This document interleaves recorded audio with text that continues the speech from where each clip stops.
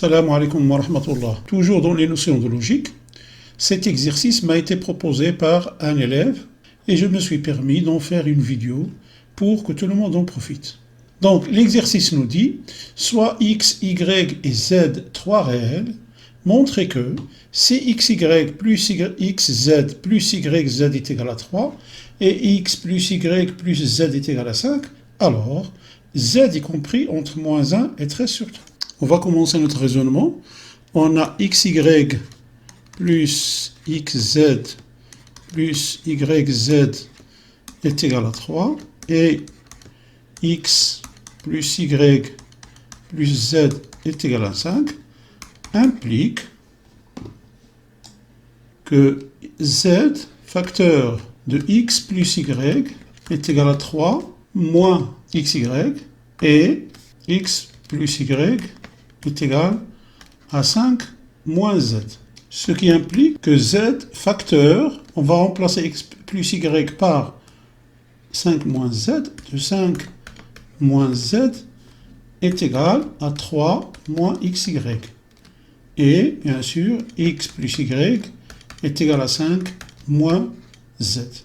Ce qui implique moins z au carré plus 5z est égal à 3 moins xy.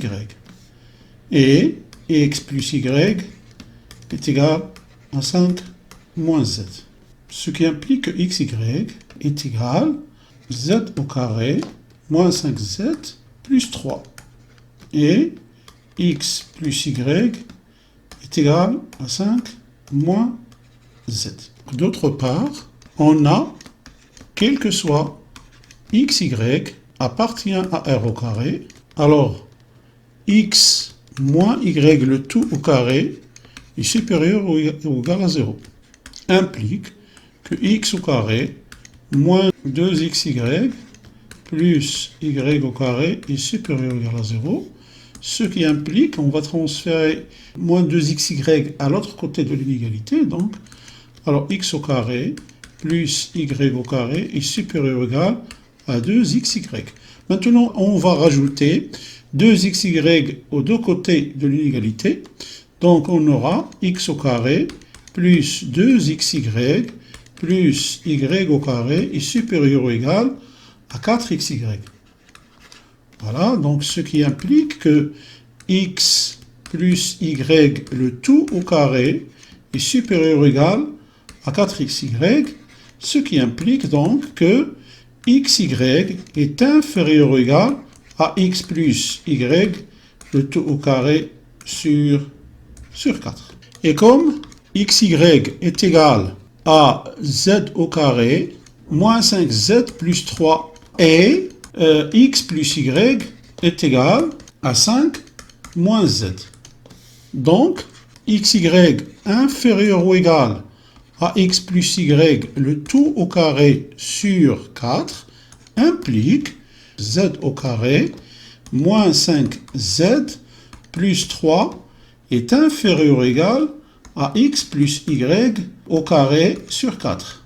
Alors ici on a x plus y est égal à 5 moins z, donc on va remplacer x plus y par 5 moins z. Donc ce qui implique que z au carré moins 5z plus 3 est inférieur ou égal à 5 moins z au carré sur 4. Ce qui implique que si on multiplie les deux côtés de l'inégalité par 4, 4z au carré moins 4 fois 5 ça fait 20 moins 20z plus 12 est inférieur ou égal, on va développer 5 moins z le tout au carré. Alors, est inférieur ou égal à 25 moins 10z plus z au carré. Implique donc que, alors 4z au carré moins z au carré est égal à 3z au carré, moins 20z plus 10z est égal à moins 10z, et plus 12 moins 25 est égal à moins 13, inférieur ou égal à 0. À ce niveau-là, on va calculer delta et ainsi trouver l'intervalle solution de cette inégalité. Donc calculons delta. Delta est égal à b au carré, comme on le sait déjà, moins 4ac. Alors, b est égal à moins 10, donc moins 10, le tout au carré, moins 4 fois 3 fois moins 13 est égal donc, alors 100 plus 12 fois 13, 156, qui est égal à 256. Alors, delta est strictement supérieur à 0, donc, concernant le signe de ce polynôme, si delta est strictement supérieur à 0, alors le signe du polynôme et du signe de a ici c'est 3, le signe de a à l'extérieur des deux racines est contraire du signe de a à l'intérieur des deux racines. Et comme on a 3 supérieur à 0, alors ce polynôme est inférieur ou égal à 0 à l'intérieur des deux racines.